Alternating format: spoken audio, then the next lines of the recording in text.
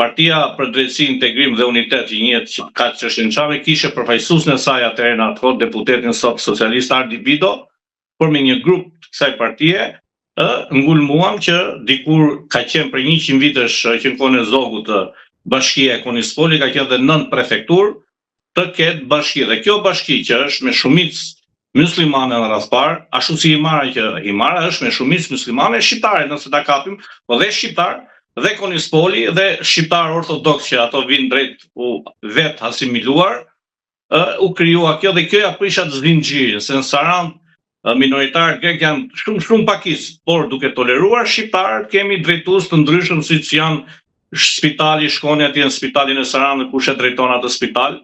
Nuk e kam probleme minoritar, por janë elemente ekstremistë që promovojnë ekstremizmin, luftën kundër Shqipërisë dhe shqiptarëve. Pra nuk promovojnë paqen, miqësinë. Ju thoni që është një minë me sahat nga brenda që po bëhet.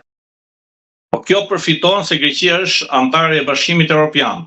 Përfiton se Greqia është një shtet i përkëdhelur i borxheve, i mafjes ekonomike që e përkëdhel BE-ja, se po të ishte Shqipëria në BE, siç është Rumania apo Bullgaria, që Greqia nuk i bën zë Bullgarisë as Rumanisë për shembull, apo në një vend tjetër, nuk matet vetëm me Shqipërinë, duke përfituar që neve ende shkojmë në Greqi për bukën e gojës, ata shqiptarë që shkojnë atje mund të shkonin në vende tjera perëndimore sot që bota është e hapur, ngelën në Greqi, ngelën 30 vite letra sot, letra nesër, 35 vite, mendjet ke leja e qëndrimit 1 vjeçare, 2 vjeçare. Harrojnë që ikën 20 vjeç dhe sot janë 50 apo 60 vjeç dhe akoma ngelën me tensionin, me stresin e letrave, po na përzajnë, po na marrin. Prandaj them është kjo, emigrantët shqiptarë në Greqi, kam thënë, janë urë e minuar, që i përzeni keq përdor Greqia, ndërsa minoritarët grek nuk janë urë e miqësisë tash për tash, janë kartoni kuq për të drejtat e njeriut, gjoja sikur ata nuk kanë shkolla, sikur ata nuk kanë të drejtë, sikur ne i vrasim po të flasin greqisht, jo që të gjithë shqiptarët e dinë greqisht dhe me shaka me njëri tjetrin përdorin nganjëherë dhe fjalët greke dhe gjuhën greke. Zoti Dhalla, përtej asaj që bën terren edhe në institucione, pra me petë konsill shtetror dhe fetar, ju shkruani që edhe pak ditë më parë u zhvillua edhe një simpozium me temë autonomia e veriut, po mbrapa atij kishte edhe zyrtar. Gjithmonë e kam thënë që në këto simpoziume gjithmonë organizohen nga shteti grek, autonomia e Vorepirit, ku ka qenë i pranishëm dhe kryetari i partisë minoritetit grek Mega, Nikos e ka ai, si e ka mbi emrin Shamaj Mend. Pra këto janë të organizuar nga shteti grek. Asnjë aktivitet anti-shqiptar nuk mahet piratisht apo privatisht. Të gjithë këto aktivitete kanë mbështetjen financiare, ekonomike, policore, si ta doni ju, nga shteti grek. Dhe këta grek quhen patriotët të mëdhenj, këta që çiren për autonominë e Vorepirit. Dhe unë kam vendosur t'i botoj të gjithë fytyrat e tyre, që ta dinë shqiptarët me ata që ulen në tavolinë dhe pinë kafe, u bëjnë shoqëri, janë me njerëz që mbas shpinën të vrasin apo të helmojnë dhe në tavolinë në kafe apo në atë që rrin bashkë.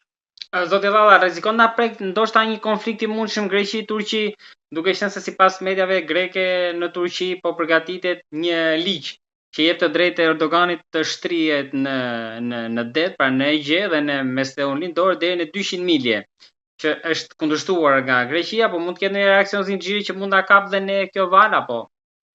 Luftë greko-turke frontale ashtu nuk do ketë. Ne duhet shikojmë marrëveshjet historike para 100 vitesh, 150 viteve të dy vendeve. Janë marrëveshje që i ka pasur në përdorim ndoshta këto ishuj, janë 15 ishuj që janë shumë afër Turqisë dhe Turqia me drejt mas marrimit aty marrëveshje kërkojnë që t'i rikthej këto ishuj. Mos harroni, kur i ka marrë Greqia ka qenë përkëdhelur nga ushtrit franceze, angleze, ruse, këte dhe Turqia ka qenë shumë e dobët dhe shpëtovi nga heroja atyre kombëtar Kemal Atatürk që shpëtoi ekzistimin sot i Turqisë dhe fuqizimi sot Turqisë do kërkojë këtë gjë, por nuk besoj në një luftë frontale, se nuk mund të matet Greqia me 10 milion, me 90 milion turq vetëm me frymë. Turqia e mbyt Greqinë vetëm me erë frymë, të fryjë një herë gjithë qytetarët turq, e mbyt. Por pa thonë që Greqia është e coptuar si toka, si ish, nuk është e grupuar bashkë siç është Turqia si tërësi gjeografike. Prandaj duhet ta dimë që nuk mund të mbatet, ata ulërasin grekët se kanë frikë, dinë që ata do t'i rikthehen ato ishuj apo e zonë detare Turqisë, dhe Turqia është bërë një lojtar i madh në gjeopolitikën botërore, po ta shikoni zëri i saj, takimet që bëjnë për paqe në Stamboll, siç të Ukrainës, të Rusisë apo të Iranit apo të vendeve tjera, pra është lojtar. Më Greqia nuk është lojtar. Para vitet 90 Greqia ishte lojtar në Ballkan, duke patur parasysh që Rumania, Bullgaria, Kroacia, Malizia, vendet e tjera nuk kishin anëtarë të BE-s, dilën nga vendet e varfra ekonomikisht, dhe Greqia që më e fuqishme kishte edhe 2 bazat amerikane dhe bazat NATO dhe ndjeshe komod. Ndërsa sot më ka ndryshuar gjeopolitika dhe pozicioni i Greqisë në Ballkan është shumë i dobët. Zoti Rada, 2 ditë më parë kishim një lajm nga mediat që 3 kongresmenë e Shtetet e Bashkuara kanë bërë thirrje edhe që Greqisë nëpërmjet një rezolute t'i pengohet ndihma dhe mbështetja amerikane në kushtëzim të njohjes së Kosovës. Pra kemi një lobim muajt e fundit nga 3 kongresmenë që Kosova të futet sa më shpejt në NATO. Edhe për këtë kanë dalur edhe te Greqia që ta njohë Kosovën. Ka shanse në gjykimin tuaj që së shpejti të kemi ndonjë ndërlidhje pozitive? E kam thënë dhe një herë dhe po e ripërsërish. Greqia nuk do ta njohë pavarësinë e Kosovës apo antarësimin e Kosovës në NATO pa lejen e Serbisë dhe të Rusisë. Pra, po ta shikoni janë rreth 5 shtete BE-s që nuk e njohin pavarësinë e Kosovës, por shumë shtete që janë në NATO. Mos gaboj, Rumania është në NATO, Spanja është në NATO, Greqia është në NATO. Pra, 3 shtete nuk e njohin. E pra atëherë këta do vendosin veto që mos antarësohet, edhe pse 3 kongresmenët me një nisë pozitive e bëjnë të tillë, po mos harroni ne kemi mbi 100 e ca kongresmen amerikan me origjinë greke që mund t'i bëjnë hije propozimit të 3 kongresmenëve amerikan të cilët kanë një nisë shumë pozitive. Mirë bëjnë që e kanë bërë këtë nisë, unë jam pesimist, nuk besoj, duke ditur pozicionin e Greqisë, duke ditur politikën greke, duke ditur që Greqia ka marrëveshje fatgjata me Serbinë edhe me Rusinë dhe pa lejen e atyre Greqia nuk mund të bëjë asnjë hap drejt njohjes pavarësisë Kosovës apo drejt të antarësimit të Kosovës në NATO. Do ta mbyllim këtë çështje prapë me Ibarin që 3 ditë më parë nuk u miratuar sërish as në mbledhjen e dytë në Bashkimin Evropian, pra në Bruksel raporti për Shqipërinë, pasi 9 vendet mes tyre dhe Greqia vazhdojnë që të këmbgulin pra të kërkesat e tyre.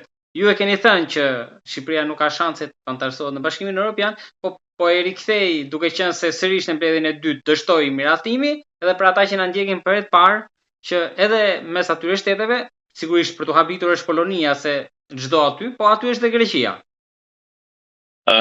Greqia ndodhet ke këto, gjithmonë do ketë veto greke ndaj Shqipërisë, pa marrë kishim veto për asociimi për Vareza, pra gjithçka Greqia me veton përfiton gjëra, pra si shtet grende vetë ndaj shqiptarëve.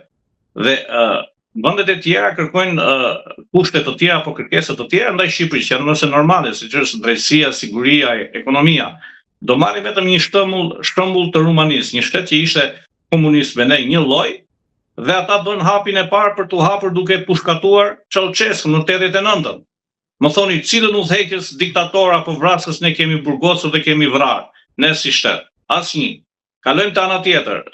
Kryeprokurore Laura arrestovi në Rumani kryeministra, ministrat gjithë i futin burg.